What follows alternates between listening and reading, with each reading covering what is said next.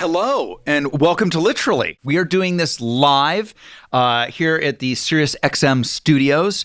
We have a live audience. Congratulations.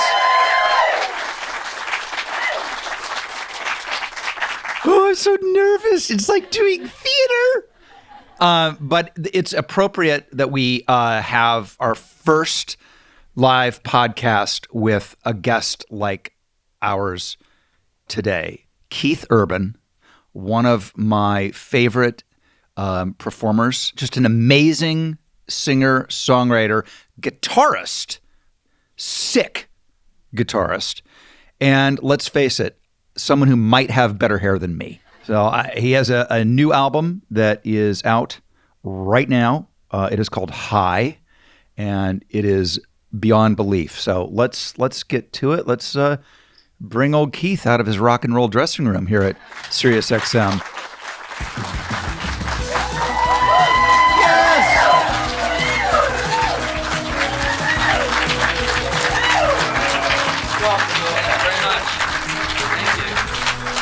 This feels so professional. My theme song plays while you come in, and there's that probably happens everywhere you go, though. Like when you walk into a restaurant, do you have it queued up, ready to go? Listen, don't laugh. When Martin Sheen was playing the president on The West Wing, he insisted on having "Hail to the Chief" played when he arrived on set. Serious? So that's awesome. What song? If you could have any song played, any song, I knew you were going to say that. Well, it's a great lead-in. What would it be? What a good question. It's a really good one, isn't it? Yeah, it would probably change all the time. I'm not really, I like changing. I like things being fresh and spontaneous. What would be yours? I don't know how much you follow baseball. Not at all. Okay, well, in baseball, there's a thing that started recently where the players get to choose what song they walk up to the plate with. Oh, okay. It's called their walk-up song. Yeah. So I have a game I play in the car, and I spend so much time in the car, where I randomly turn it to a radio station on Sirius, and that has to be my walk-up song. And it can be mortifying, because you don't want your walk-up song to be Barry Manilow's Mandy. Or whatever it might be. Or do you? Or do you? So you make it work. I'm going with Bruce Springsteen, Born to Run. Oh, that's a good one. You can't lose, right? That's a good one. By the way, this will be the most professional segue that you'll ever be a part of as you do your press tour for this album. Thank you. I made a note that Straight Line, your new song, might be my walk-up song. Oh, I like that. Thank you. I can see that. Right? It's good energy. It's sick. Good. Thank you. It's a driving song. Yeah.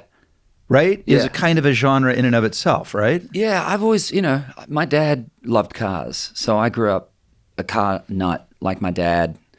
We always had American cars, always, like Chevs, Pontiacs, Buicks. We were the oddball family in this little town in Australia driving around in American cars. It was just crazy, right? But my dad loved them, and we would go for drives on a Sunday as a family, just jump in the car. And he had an 8-track stereo, and we'd put the 8-track on, and off we'd go. In your mind's eye, when you look back on the 8-track in the car, what 8-track is playing? Well, the first thing I think about is the absurdity of, if anybody listening knows anything about 8-tracks, you could only put X amount of songs on a certain track, and then it would have to click to the next track. That's right. Sometimes halfway through the song.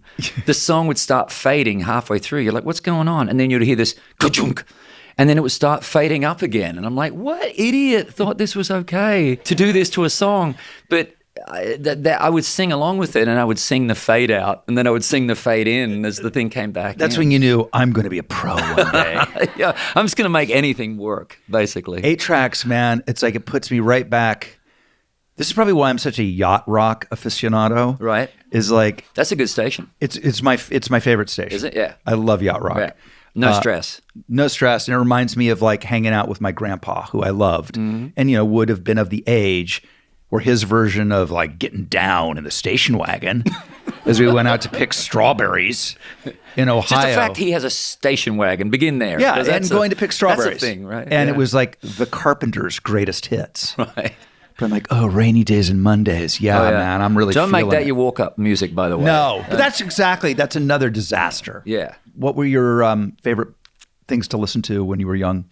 Well, my dad loved American country music in his American cars. So he was just born in the wrong place, obviously. No kidding. Jeez. Yeah, he loved it. So I grew up with a lot of American country music. First concert I saw was Johnny Cash when I was about 7. Wow. Yeah, my dad was like, Johnny, got us tickets and off we went. And how was he? Do you have any recollection of it? Obviously, my first concert, I'm 7. Right, The whole thing's a bit of a blur. But what I do remember is just this crowd, this people. Like I remember getting outside the venue. It was Festival Hall in Brisbane, which is like a 5,000 seat. It was built for boxing, so it's a boxing hall. Start there. It's perfect for Johnny Cash. Yeah, boxing exactly. hall, perfect, right? Yeah. And a rough, hard-working, hard-drinking crowd. Like every one of them is as hard-working and hard-drinking as my dad is. So we fit right in, and it was just rowdy. I remember the out on the sidewalk, just noise and rowdiness, and then going inside, and the roar of the crowd, and Yeah. And I remember this roar being almost deafening when the lights went out. And then this guy walks across the stage, sits at the mic, got his guitar. I'm sure he said, "Hello, I'm Johnny Cash." Right? That was his thing. My name is Johnny Cash. I'm sure he said that. Crowd went nuts. And then they were deadly silent while he's playing a song. And I was just like, that extreme, like, dead silent. I'm like, what is going on up there? Crazy. My first concert was David Cassidy, I'm embarrassed to say. That's a 180. In a hockey arena. Whereabouts? Dayton, Ohio. That's awesome. He was like on his summer hiatus making the Partridge Family and did like a mini tour through the United. And all I remember was he seemed so far away and so small, and he had an Elvis, because I think in those days, if you weren't Johnny Cash, you had to have an Elvis white onesie. Right. Yeah, I think it was a jumpsuit, but let's go with onesie. I like that. I just like calling it a onesie because it sounds Poor David way Cassidy's worse. been reduced to a onesie. It's great. Yeah. I kept that hairstyle my whole life. I loved that David Cassidy feathered hair. What do you remember about the concert? Very similar to yours. I remember the energy, the point of view. Like I can remember where I was sitting. Right. I don't remember any of the music, and A lot of screaming. so loud. I bet. Like deafening, Shrill. Yeah. shrill. And that was just you. They,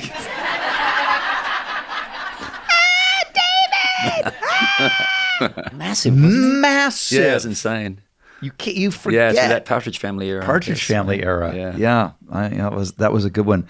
All right, I'm doing a deep dive here. This came up in the research I was looking at. We need to compare notes because I did a version of this myself.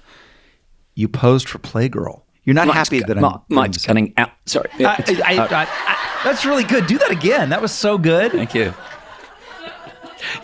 I did this one time when I forgot the words in concert. I was singing a song and I forgot the words. Like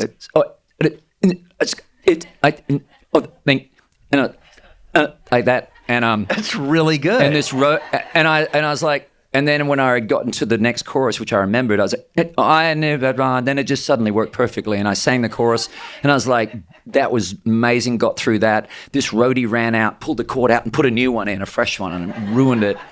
Just in case That's a really good one, and I was hoping that it would make you so uncomfortable that you would do that. I did do Playgirl. I'm going right there. You're going right there. Yeah, I didn't know there was such a thing. Like, whoa, hang on now. This is where it gets good. I didn't. Hang on now, Mr. Come Urban. on, I know you're from Australia. yeah, but I and mean, things are different Playboy, there. I get it. Playgirl, really? What? Well, it's equal titillation.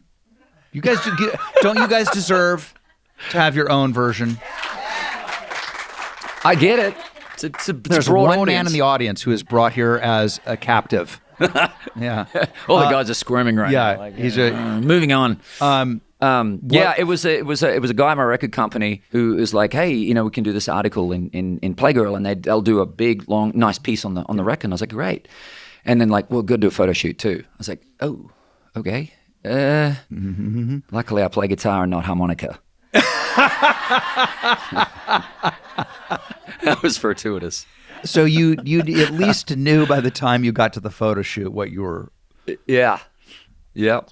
Oh my God. Yep. Yeah. Apparently willing to do anything to get going, Rob. You got to listen, man, to break out. I mean, you were willing did you move to Nashville? How old were you when you moved to Nashville? Oh, maybe 22, somewhere around there. So yeah, you legitimately 22, packed it 23. up and went to carve your way in the business. Yeah. Well, because my dad grew up on these American country records, on the back of the records, when I started reading credits, 7, 8 years old, started playing guitar at 6. So I'm reading the back of the records, and every one of them said recorded in Nashville, Tennessee, recorded in Nashville, Tennessee. I didn't realize it's because they're all country records. So I just went, that's where you go to make records, is Nashville, Tennessee. So that I'm going to have to go there eventually. What was it like? If I want to make a so record. the kind of, by the way, just reading liner notes is such a magical thing that we've kind of lost. Yeah. And I have such a great visual of you being a kid, not even in the United States, hearing this music, being transported by and seeing Nashville and and making up in your mind what that must be like. Oh, yeah. And then you go there. Yeah. And what was that like? It was surreal. I remember driving on the freeway, and seeing signs, Memphis, and I'm like, that's not a place called Memphis. That's the Memphis. The Memphis. Which you really can't grasp. If you've come from here, it doesn't seem like a big deal. But if you've come from another country, you've only ever heard these places in movies or in stories, and there are mythical people like Elvis come from there, and Nashville, Tennessee is mythical, and it was surreal. Is it the equivalent of, like, I guess, first time I got to travel to Paris and I saw the Eiffel Tower, like, tears in my eyes. You just can't believe. It's the Eiffel Tower. The only difference is you're going, that's the Waffle House that Elvis. That's a real Waffle House. That's a real place. I do love Waffle House. The greatest. Oh, yeah. How can you not? Scattered, smothered, covered, chunk, chopped, diced. I mean, the whole thing. It is legitimately how there are not Waffle Houses out in L.A. is one of the great mysteries. Because you got In-N-Out Burger, that's why.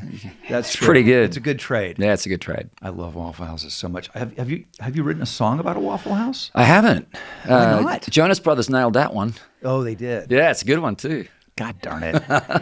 I didn't realize you wrote your very first big song, But for the Grace of God, with my old pal Charlotte Caffey from the Go-Go's. How do you know Charlotte? And Jane Wiedelin. Yep. They tossed me around that band like a boy toy back in the day. Really? Yeah, they really did. Tell me more of that story. They really did. Well, you were a boy toy, so it wasn't like a boy toy. No, that's right. That's right. And Jane was the toughest nut. Jane, yeah, I bet. She was not having what I was selling at all. Yeah. Belinda, and that was another thing. But, why are you digging your own hole, Rob? It's insane. You know what? At this point, it's what you do. My life is an open book.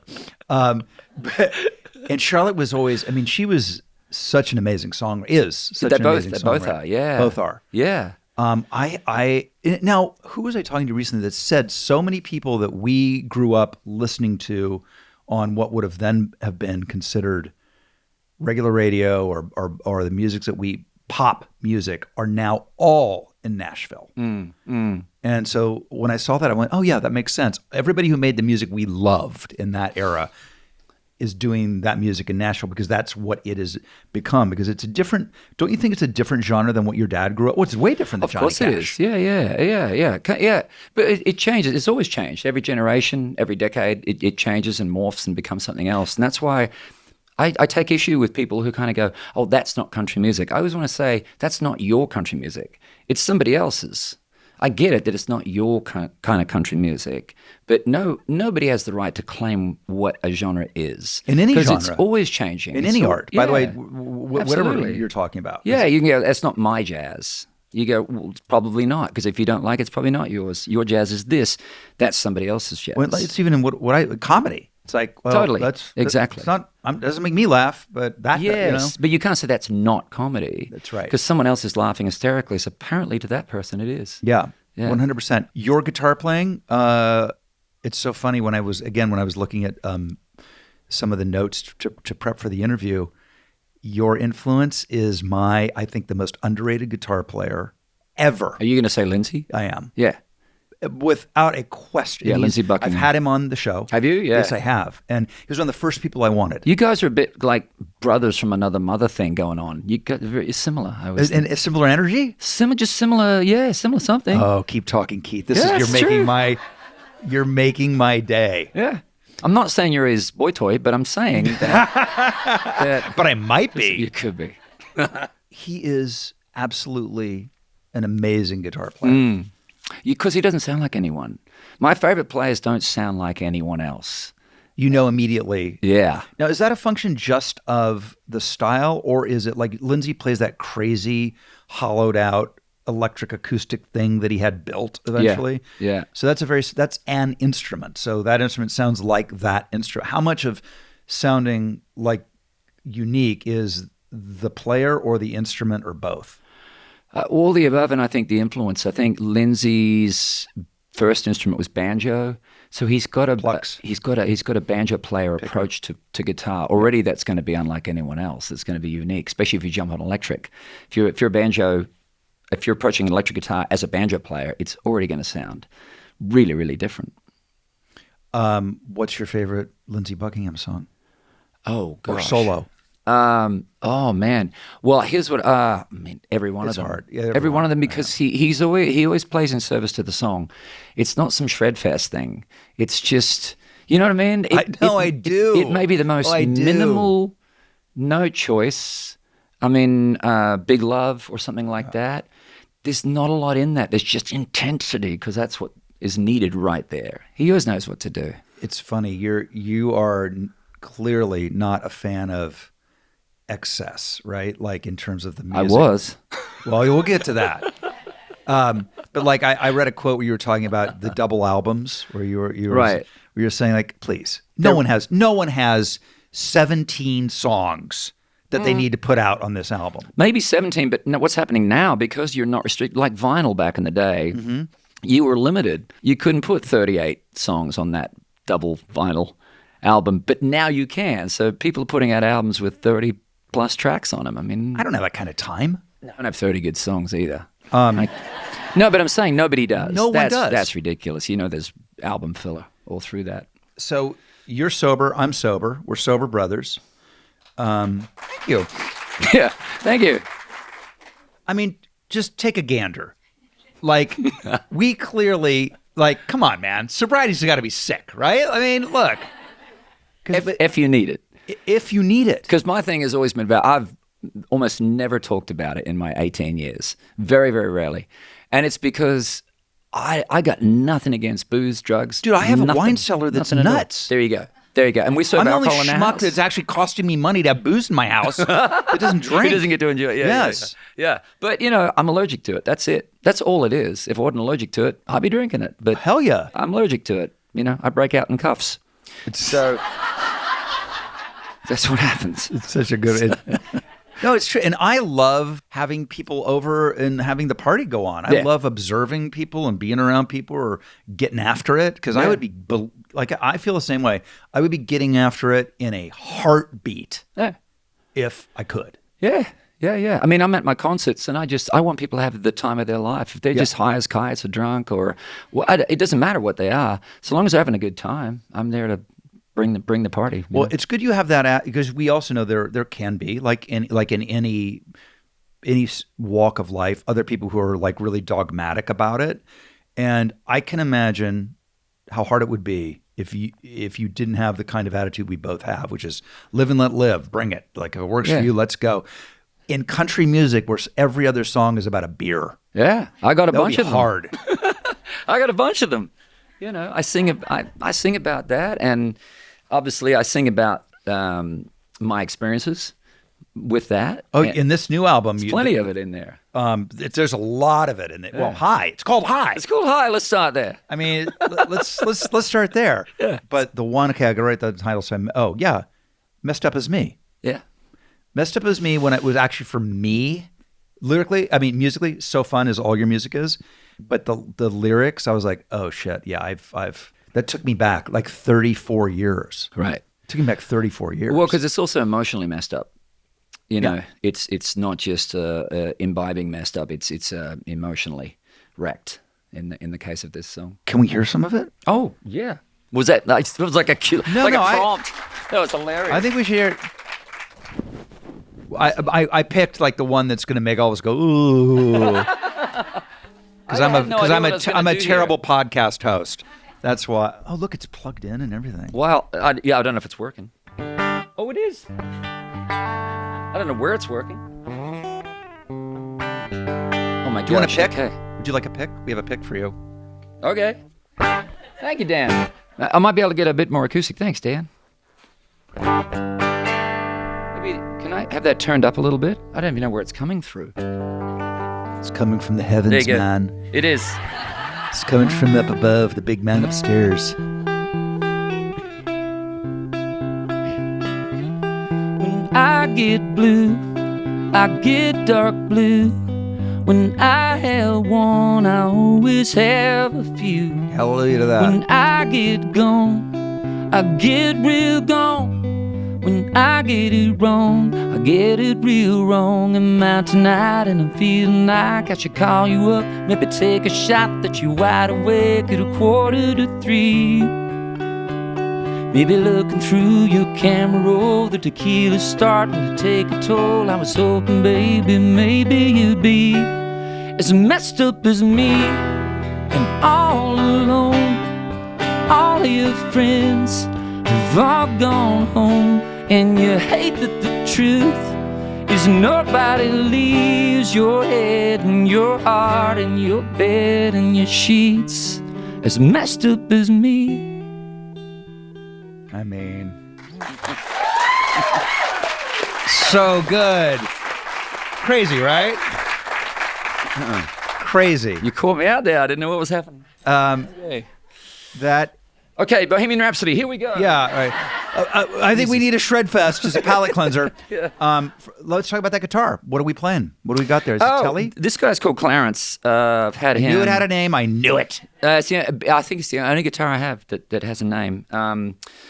But I bought him in 1989, brand new, and so this is all my wear, which is quite nice, because normally you buy a guitar and it's a vintage and everybody else has worn it out, but every single scar on this guitar I've caused, and I'm really grateful for that. This is my number one bonded. Do you remember where you bought it?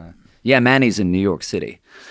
It was my very first trip over to the US, and I was in New York, and I'm like, man, I've always heard about Manny's. It's so famous, and wanted to get a guitar from Manny's. You walked in, it was like Christmas. You're like, wow. I walked in this guitar, it's a 40th anniversary, so it's a limited edition. They made 300. On the back, it has 188 of 300. So it's a limited edition celebrating the 40th anniversary of the Fender Telecaster. And I just thought it was the fanciest, coolest looking guitar I'd ever seen. And it was in a glass case, right? And so I walk in and I see this thing like, like this light coming down on it, And it's calling to you. So I go over and I said to the guy, can I play that? And this guy looks at me, he goes, yeah, take your buckle off. Yeah, take this bracelet off. You got any rings? So you take the rings off, like nothing can damage the Mona Lisa. And it wasn't even that crazy expensive. It was just the one they were trying to sell, And so I had to take all this stuff off, and I sat and played it for a while, and he just like hovered over me so annoyingly. And I was like, that's great. And I put it back, and I went and called my manager, and I'm like, can I scrounge up, I think it was $2,200 or something like that, $2,100, which was a lot of money for me at the time. So I borrowed the money and went and got the guitar. And it sounds great. Thank you. So good. I always think about someone who has a famous partner who writes about relationships. Is it ever a thing where people are like, oh, that's about Nicole? Do you know what I mean? Do you ever have that? I mean, does that ever become an issue where people are like, if you write something, let's say you're writing a character where, I don't know, things are not going well, and you're like, oh, people are going to think it's about me and Nicole. Does that ever enter into your consciousness? Oh, yeah. People think everything I write is about her. And of course, a lot of things are and a lot of things aren't. I mean, I've lived a life. Yeah. I've had other experiences, and also it doesn't always have to be a personal experience either. It could be observational. I recorded a song called Brown Eyes Baby, and I had X amount of people going, well, that you can't sing. You can't sing a song about a brown-eyed girl. I mean, she's got blue eyes. She must have been so angry. And I'm like, not really. No, it's just a song. It's just a song. Yeah.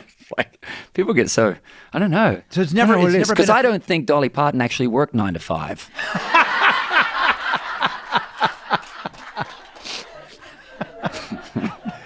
That's the mic drop. There's nothing more to say on this line of questioning. It's just a song. It's so good. What's your current favorite song on the album, or is it the kind of thing where like they're like kind of like kids? Like one, you're like it's hard to choose. I mean, is there one you're particularly proud of?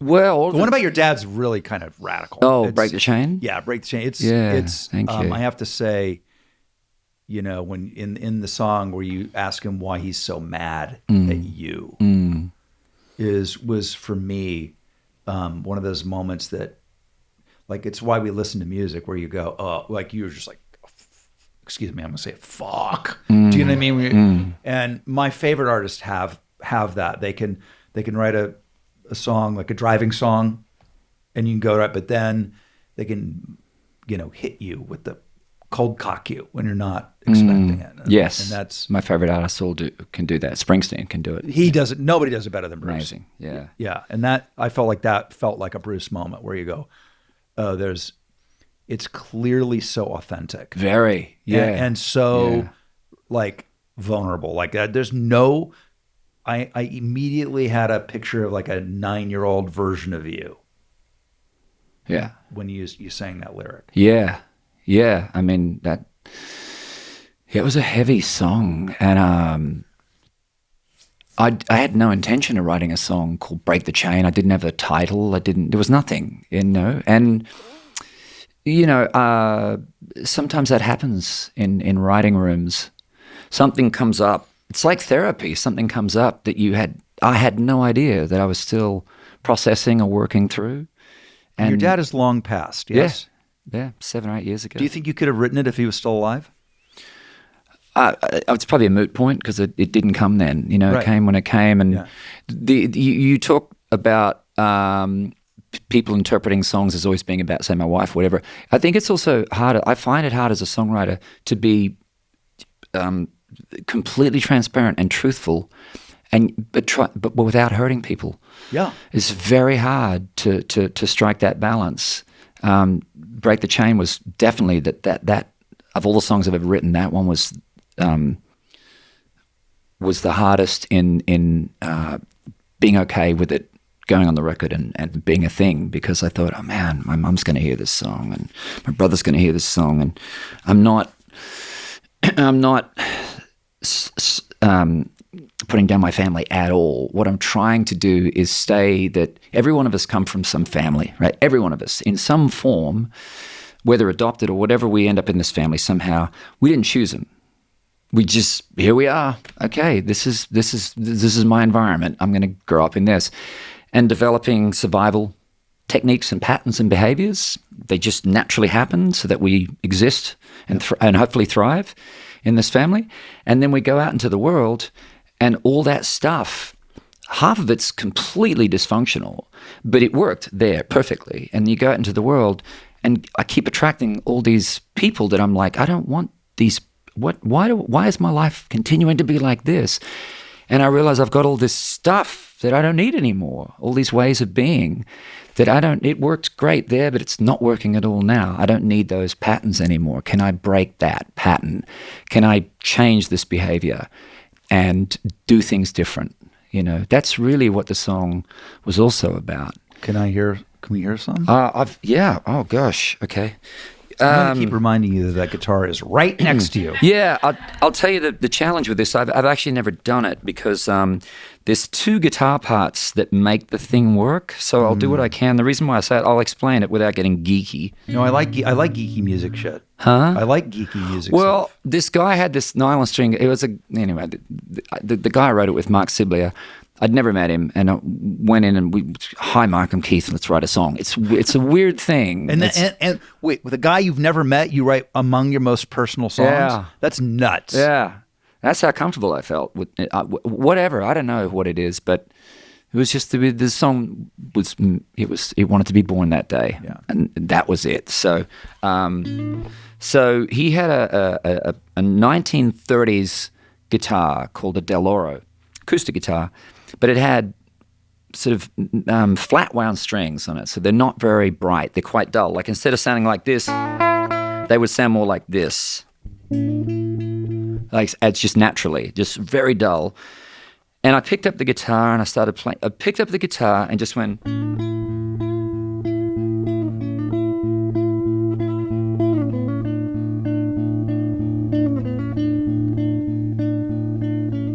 And I'm like, oh, it's a really lovely guitar, Mark. And while I'm doing this, he's getting the microphone and he's like putting it here and he's like micing up my guitar. We haven't said anything to each other except hi. And he's micing up the guitar. And so I did that. I wish I could record it, but if you can imagine that playing the whole time, because it's really like a loop, right? And then on another track, I went. Dun, dun.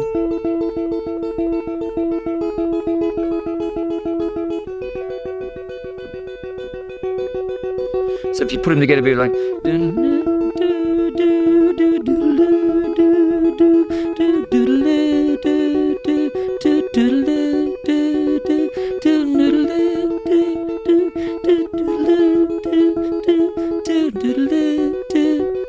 so I can't. Yeah. Right. Yeah. It's like you need patting your head and rubbing your stomach at the same time. Yeah, you need two guitars to make that combination of things because it's not an actual chord that's happening.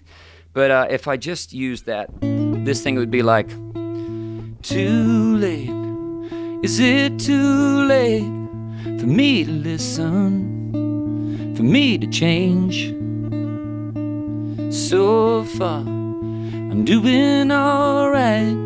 I got a feeling that maybe it's my time to shine, to come alive, to make it right. Right with my past, the ones I heard and left behind. It's not too late for me to change. No. It's And it goes on. So it's a great song, right? You must have covered other people's stuff, right? Oh, yeah, I grew up playing in cover bands. I quit school at 15 and was playing 5 nights a week, 4 hours a night at 15. That is insane. Yeah. Were you in Australia still or New Zealand? Yeah, Where were you? in Australia. And you could at that time, you could legally leave school as soon as you turned 15. And so in October of that year, I turned 15 and I said to my mom, that's it, I'm out. And she's like, it's October, at least just stay till December. It's like because the end of the school year in Australia is December. Can you imagine? Okay, your 15-year-old's like, peace out. Yeah. Because I was playing in this band on the weekends and they would play during the week without me because I had to go to school. And I said to Mom, it's a good paying job. You know, Yeah, you're already doing what you want to do. And I'd been playing guitar since I was 6. So It's very apparent this is what I'm going to do. And I could be playing 5 nights a week, learning my craft, earning a good living. So they're like, okay. So they let me quit when I was 15. And what was your life? Where did you live? What did you do? Like, what was it like? So the band I was playing in was a family band, mom, dad, and two sons. And I moved in with them. Okay, That is a sitcom. It's the Partridge Family. Yeah. It's come full circle. I'm David Cassidy. Thank you very much. Yeah, thank you. Actually, I'm Keith Partridge. Yeah, you're Keith Partridge. Oh, bro, you are. I'm halfway there. and you played covers. Like what was Just your top 40, whatever, you know. What was the throwdown? What was the one you're like, let's bring the house down? I mean, Sweet Home Alabama, Brown Eyed Girl. Amazing. I mean, all the standards. Yeah, Always works. The Joker, Steve Miller, all that stuff. Amazing. Yeah. Amazing. When you're on tour now, by the way, when does the new tour start? Or do we know yet? We're going to Vegas beginning of October for about 5 shows, but the tour is going to start next year, middle of next year. Great. Yeah. When you how much in your current life and current touring do you do covers in the set to keep it fresh or to Slip how much in do you change the occasionally? set? In period. Yeah, quite a bit. Do you? Yeah, much to the chagrin of my crew. But my band know that you gotta make quarterback calls sporadically. It's really just switch it up. Mm-hmm. I'll shorten things or lengthen things to feeling what's happening in the room. Yeah, because I don't want to play at an audience. I want to play with an audience. That's what I'm there to do. It's a big difference. Do you have, over the years, areas of the world or the country where you're like, these are my people? Like that really you seem to vibe even more than other areas? Like famously, again, with Bruce, it's like Barcelona. You go there, it's bananas. Right. Barcelona. Yeah, that's right. It's over the last handful of years, it's become more consistent everywhere. Mm-hmm. And predominantly we've toured in obviously the US, Canada, Australia, gone to the UK a handful of times, but certainly between Australia, US, and Canada, it's really, really, it's been consistently good everywhere. I got to see Johnny Cash in London at the Odeon with the Go-Go's. What? Yeah. How did that happen? Well, they were tossing me around, like I said. Yeah. And It's just the two of them? no, in fairness, it was Like a festival? it was Johnny and June Carter Cash. Yeah. The two of them. Yeah. At the Odeon. Right. The old school. And the I think Go-Go's it's are still opening there. or something? What's No, happening? we were just hanging out. We were like, let's go. I'm like, what a weird opening act. You know? From I Got the Beat to I Just Shot a Man in Reno. All I It's ever like, wanted. Into Johnny Cash. It is funny how like everything comes together. Where's your favorite venue you've played? well, there's a few. Actually, the Ryman in Nashville, Ryman Auditorium, is just one of the, hands down, the best sounding place that I've ever played in my life. Yeah, I think many, many artists have said the same thing. I saw Coldplay playing this. This is like a barely 3,000 seat place, maybe 2,800 or something.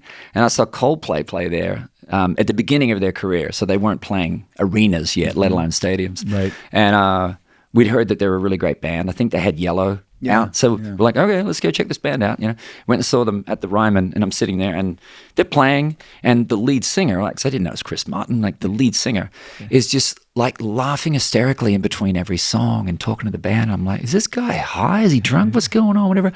About 4 songs in, Chris says to the audience, he goes, I'm sorry I keep laughing like this, but this is how we're supposed to sound. Oh, and I went, I get it. And, you know, when you play on that stage, you'll never sound better And anywhere. it's just the acoustics. Of how Yes, it's built. acoustics. Yeah. Amazing. It's an amazing place. It's time for questions. I wanted to see if anybody had. We'll do just a few of them before we all go. Oh, right away. I love it. First into the pool. Yeah, sure. I do have a question. Tell me, what's your name? My name is Teresa. Where are you from? Hi, Teresa. San Diego. Yay. Right on. One thing I admire so much about both of you is you both are such incredible husbands and fathers. And I would think prioritizing family, staying so grounded and really caring about the things that matter in this world would be hard in the industry you're in. How do you stay so grounded and so family focused? You want to go first? Go for it. For me, a lot of it was when I got sober, I had a better focus on what was important to me in my life.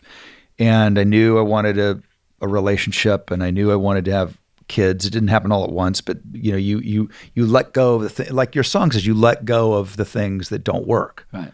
And it's like, I think this is my time, right? Mm-hmm. And like, I think it's my time to do this. Mm-hmm. And so I was lucky enough to find the right woman, and then you get the feedback, you get the rewards of it, right? And then that is what powers you to continue the investment, because it is an investment. I mean, it's not easy to be with. We're not, one person and all of the things that come with family and the this and the that, and it's a commitment and it's work, but it's worth every penny of it. Because, by the way, it's also work to not have it, and without the and then the only other thing I would add was moving outside of Los Angeles for me, and I know you guys are in Nashville, but it's still, Nashville has that. Not you have that ability to step outside of yourself, being somewhere kind of off the beaten path. Oh yeah, was a big thing for me. Yeah, a normal life. Creating a normal life, and we're just normal people, really. We have an unusual job, but we're not unusual people, I don't think. So I have a song on the album called "Love Is Hard," and I think that kind of sums it up, because it's hard, and it takes work. But the song also says, "But I ain't quitting." So it's just staying in it. Yeah. That is the other thing, is like there's that moment of the minute it goes bad, there's like, oh well, this is it. This was a mistake. I knew it. This is what it's going to be like, and people bail. And my mom was married 3 times, and I think people talk a lot about commitment, but really what it is like when you're going through stuff, that's when the commitment has to happen, as opposed to when it's easy. When it's easy, anybody can do it. So yeah, thank you. That's a good question. Hi, I'm Arden from Glendale. Hi, Arden. And so my question is for Keith, but for Rob, I have a Dodgers card with your guest on the Dodgers card, because I know you're a huge Dodger fan. So I brought that along to show you later on. But, absolutely. Anyways, for Keith, who would you like to collaborate with that you haven't, that maybe is outside a different genre of music, like someone completely different and new to you? Is there anyone that you want to collaborate with musically? Banksy. Just because I think artistic collaborations interest me, and they don't have to be just musical.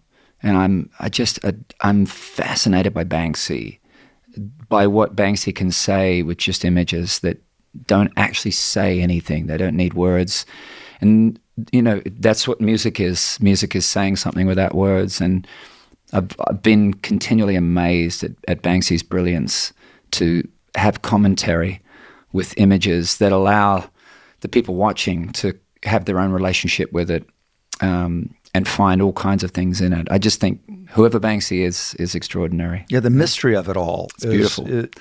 Wouldn't it be great to figure out how you and your line could add that mystery?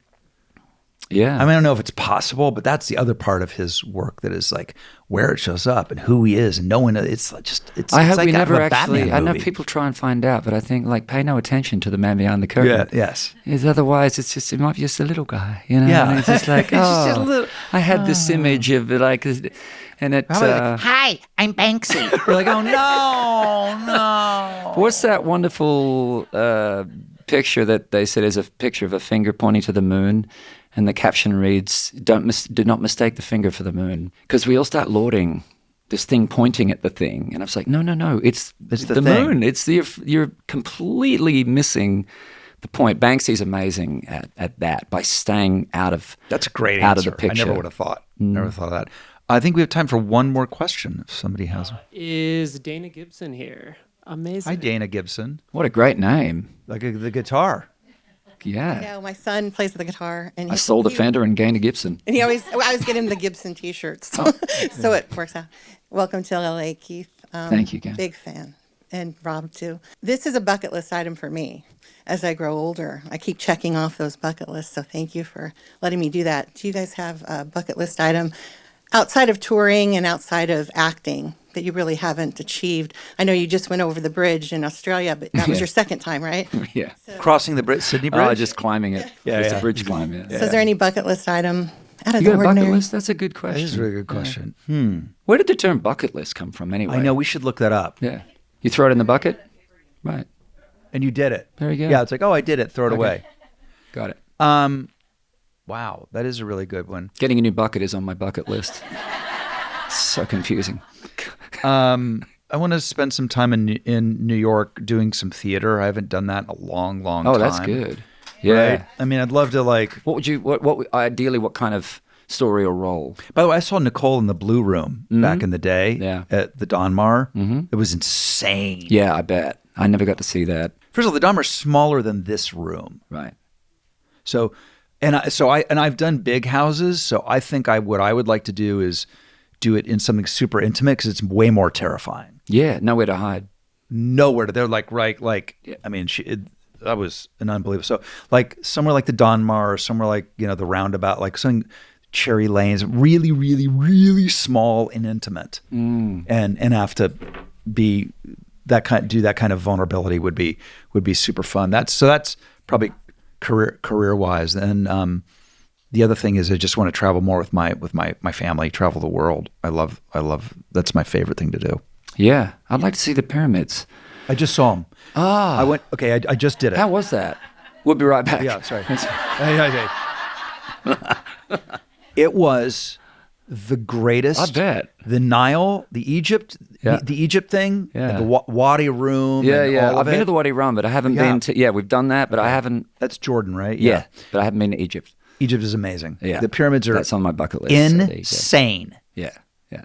It's for sure. You got to do I that. keep thinking about the pyramids because every time I see something that's just an amazing thing, like Sydney Harbour Bridge, and we go, Yes. can you believe they built this like in the 1930s, this thing? And I go, and then there's the pyramids. And then it's- there's those. I say it all the time about anything that I'm amazed at. I always go, and then there's the pyramids. Well, And if you have that kind of draw to them already, where it's occupying that part of your imagination, when you get there, it will be like driving and seeing the Memphis sign times I a bet. billion. I bet. Yeah. It's better than the and Waffle going, House. it's not a casino. It's the actual. Yes, it's not Vegas. No, it's it's amazing. really there. Well, thank you to you guys, to the audience. You guys were amazing. Was that it? Weren't they Short and great? sweet. Short and sweet. By the way, it's longer than you think. Is it? Like we were here for an hour. Wow. Flew And- by. But I could go all day. Yeah, me too. But they were giving me the wrap up sign. I could do this. Easy. I knew it was going to be easy talking to you, Rob Lowe. And I knew Mr. Yeah. Urban. Yes, I like it. I mean, I'd like to see you on Broadway. Figure that out. I'll come and see you. thank you. I'd like that. Yeah. I have my own theme, dude. It's meant to sound. Oh, here we go.